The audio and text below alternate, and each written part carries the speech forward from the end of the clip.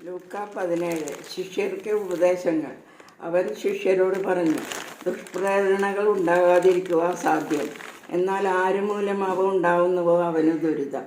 ഈ ചെറിയവരിൽ ഒരുവന് ദുഷ്പ്രേരണ നൽകുന്നതിനേക്കാൾ നല്ലത് കഴുത്തിൽ തിരുവല്ല് കെട്ടി കടലിൽ എറിയപ്പെടുന്നതാണ്. നിങ്ങൾ ശ്രദ്ധയുള്ളവരായിരിക്കുവിൻ.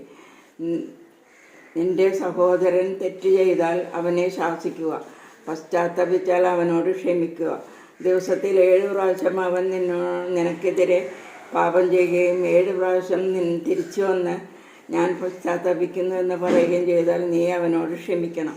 അപ്പോൾ അപ്പോസ്തലന്മാർ കർത്താവിനോട് പറഞ്ഞു, ഞങ്ങളുടെ വിശ്വാസം വർദ്ധിപ്പിക്കണമേ. കർത്താവ് പറഞ്ഞു, നിങ്ങൾക്ക് ഒരു കടുകുമണിയോളം വിശ്വാസമുണ്ടെങ്കിൽ ഈ സിക്കമിൻ വൃക്ഷത്തോടെ ചുവടോടെ ഇളകി കടലിൽ ചെന്ന് വേരുറക്കുക എന്ന് പറഞ്ഞാൽ അത് നിങ്ങളെ അനുസരിക്കും.